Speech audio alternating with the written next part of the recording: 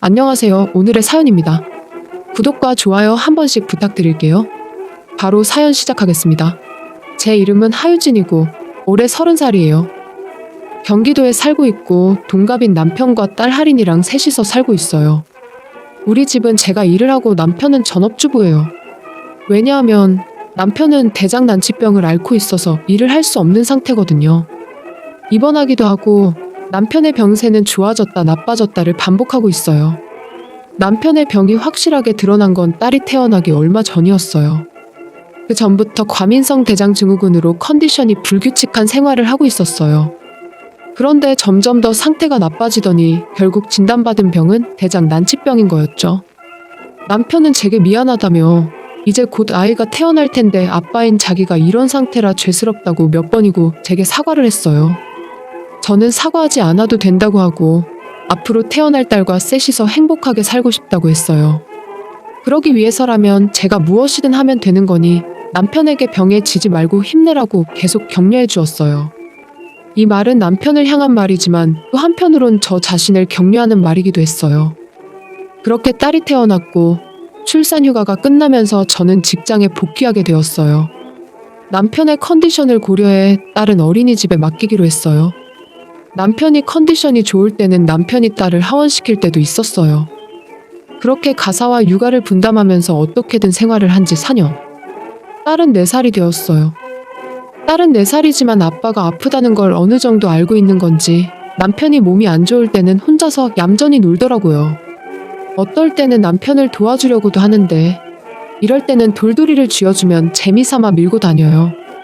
청소를 다 했다고 하면 칭찬을 해줬고 왠지 모르게 뿌듯해하는 모습이었어요. 남편도 그런 딸의 모습을 흐뭇하게 바라봤어요. 지난 세월 동안 딸이 성장한 것 외에 또 다른 변화가 있었어요. 바로 시댁에서 걸어서 5분 거리에 있는 아파트로 이사한 것이죠. 처음에는 시부모님께서 동거를 권유하셨지만 사적인 공간이 꼭 필요했던 저는 거절했고 가까운 곳으로 이사하는 것으로 시부모님을 설득했어요. 남편은 동거를 원했지만 다행히 제 의견을 들어줬어요. 이사를 하고 나서부터 전업주부인 시어머니가 우리 집에 자주 오셨어요. 평일 낮에 시어머니가 와서 뭘 하는 건지. 처음에는 시어머니가 집안일이나 남편의 간병을 위해 오시는 줄 알았어요. 하지만 시어머니는 우리 집에 와서 남편과 함께 거실에서 편히 쉬고 점심 식사 후 남은 음식물을 치우지도 않고 제가 돌아오기 전에 사라져버리세요. 시어머니는 청소하기는커녕 오히려 더럽히기를 반복하는 거죠. 남편에게 이런 것들을 신경 써달라고 여러 번 말해봤어요. 어머님이 오는 건 좋은데 다만 어지럽힌 거 그대로 두고 돌아가는 건 좀 아닌 것 같아. 어머님께 먹고 남은 거랑 그릇들 싱크대에 갖다 놓는 것만이라도 해달라고 말해주면 안 돼? 그러자 남편은 별거 아닌데 뭘 그렇게 중요한 것처럼 말하냐며 그런 걸로 소심하게 언성을 높이느냐고 제게 오히려 화를 냈어요. 저는 별거 아닌 것처럼 말하는 남편의 태도에 화가 나서 어머님께 말 안 할 거면 당신이라도 좀 치우라고 말했어요. 그랬더니 남편은 본인은 몸이 안 좋을 때도 있으니 약속해 줄 수 없다며 비겁하게 건강을 빌미로 말을 얼버무렸어요. 물론 병으로 고생하는 남편의 마음을 잘 알지만 4살짜리 딸도 할 수 있을 법한 것을 왜 몇 배나 나이 많은 어른들이 못하는지 이해가 도통되지 않았어요. 쓰레기는 쓰레기통에 이 정도는 누구나 할 수 있는 거잖아요. 그리고 시어머니의 만행은 이뿐만이 아니에요. 저녁으로 먹으려고 만들어 놓은 음식을 먹어버리는 거예요. 저녁이면 저는 시간이 별로 없어요. 퇴근하고 돌아오면 배고픈 우리 딸이 기다리고 있거든요. 빨리 요리를 완성하기 위해선 미리 만들어 놓거나 미리 준비해 놓는 것은 정말 필수예요. 그래서 미리 만들어 놓은 음식을 시어머니는 아무 거리낌 없이 먹어 치우는 거예요. 함께 점심을 먹는 남편은 시어머니가 먹는 음식이 딸을 위해 미리 만들어 놓은 음식이라는 걸 분명 알 거예요. 그런데도 아무런 신경도 쓰지 않고 그냥 먹게 놔두는 거죠. 이쯤 되면 저도 짜증이 납니다. 그래서 이번에는 시어머니에게 직접 항의하러 갔어요. 어머님, 우리 집 냉장고에 있는 것들 마음대로 먹지 마세요. 그것들 할인이를 위해 만들어 놓은 거예요. 집에서 점심을 먹는 건 좋지만 먹을 음식은 가져와서 드시면 안 돼요. 화가 나서 시어머니에게 말했더니 시어머니는 무뚝뚝하게 얼마나 대단한 음식이길래 그렇게 화를 내냐며 그 정도 반찬쯤이야 금방 만들 텐데 화를 낼 만큼 오래 걸리냐고 되물었어요. 저는 시어머니의 말투에 짜증이 났어요. 일단 마음을 가라앉히고 제 입장에서는 직장인이기에 시어머니와는 시간 쓰는 방식이 다르니 이해 좀 해달라고 부탁드렸어요. 그랬더니 시어머니가 전업주부로 지낸다고 지금 무시하는 거냐며 일한다고 유세 떠는 거냐며 나무라시는데 너무 황당했어요. 이렇게 계속 서로가 자기 주장만 내세운다면 답이 나오지 않을 것 같았어요. 그때 마침 시아버지가 들어오셨는데 무슨 일이냐고 물으셨어요. 시어머니가 바로 입을 여셨는데 자기에게 유리하게만 이야기하시는 거예요. 시아버지는 그냥 가만히 듣기만 하셨어요. 시어머니의 이야기가 끝나자 제 이야기도 들어보겠다고 하셨어요. 양측의 주장을 듣고 시아버지가 내린 판단은 어머님이 저를 괴롭히는 것 같다는 거였어요. 그래서 당분간은 우리 집에 가지 말라며 시어머니께 호통치셨어요. 다행히 저희 완전한 승리로 끝났어요. 정말 시아버지께 너무 고마웠어요. 하지만 시어머니는 이대로 물러설 수 없었을 거예요. 남편을 끌어들여 저를 향한 복수를 생각하는 것 같았어요. 그리고 정말 시어머니는 우리 집에 오지 않으셨어요. 남편이 요즘 엄마가 오지 않는데 무슨 일인지 아냐고 묻기도 했는데 저는 시치미 떼고 아무것도 모른다고 했어요. 남편에게 괜히 다 말해서 시어머니에게 동정이라도 받으면 또 곤란한 일이 생길 것 같아 그냥 조용히 넘어가고 싶었거든요. 그로부터 3개월이 지났을 때였어요. 솔직히 한 달쯤 지나면 또 우리 집에 오지 않을까 라고 생각했었던 터라 앞으로 무슨 일이 생길까봐 걱정이 될 정도였어요. 그러던 어느 날 일이 너무 바쁜데다 그날따라 몸이 좀 안 좋았어요. 다음날 업무에 지장을 주면 안 되겠다 싶어 정시에 퇴근하고 집에 가려고 할 때 시어머니에게 전화가 왔어요. 저녁에 다 같이 모여서 저녁을 먹자며 준비는 알아서 해놓을 테니 참석하라고 하셨어요. 뭔가 안 좋은 일이 일어날 것 같은 느낌이 들어 저는 크게 한숨을 내쉬었어요. 시댁에 도착하니 시어머니와 남편 그리고 딸이 기다리고 있었어요. 그리고 남편이 갑자기 이런 말을 꺼내는 거예요. 계속 생각했는데 내 몸 상태가 좀처럼 안정되지 않는 것 같지 않아? 갑작스러운 이야기에 뭐라고 대답해야 할지 몰랐어요. 그러자 시어머니가 남편의 몸이 좋아지지 않는 건 모두 다 저 때문이라고 했어요. 너무 놀란 저는 입이 떡 벌어졌어요. 매일 못생기고 역겨운 집사람 얼굴을 보니 안 아프다가도 다시 아픈 것 같아. 매일매일을 남편과 딸을 위해 열심히 사는 사람에게 어떻게 저런 말을 할 수 있는지. 저는 머릿속이 복잡해져 대답할 수 없었어요. 그때 남편은 비장의 카드를 꺼냈어요. 바로 저보다 더 좋은 여자와 재혼하겠다는 거였죠. 환경이 바뀌면 이 병도 증상이 좋아질 거라는데. 저는 잘 돌아가지 않는 머리로 생각해낸 한 가지 질문을 던졌어요. 원하는 게 이혼인 거냐고 물은 거죠. 남편은 웃으며 시어머니에게 신호를 보냈는데 시어머니는 안방 선반에서 서류 한 장을 꺼내왔어요. 그건 바로 이혼 신고서였고 이미 남편은 서명을 마친 상태였어요. 서명하기 전에 저는 꼭 들어야 할 말이 있었어요. 좋은 여자랑 재혼하겠다고. 재혼 상대는 있어? 그런 건 차츰 생각해 볼 거야. 지금 다른 여자랑 만나고 있으면 바람 피웠다고 해서 위자료를 줘야 하잖아. 이미 그런 건 다 생각해놨지. 할인이는 어떻게 할 건데? 할인이는 내가 데리고 살 거야. 그러니까 당분간은 할인이랑 여기서 살 테니 너는 아파트로 돌아가든 친정으로 돌아가든 이사 갈지 알아보도록 할래?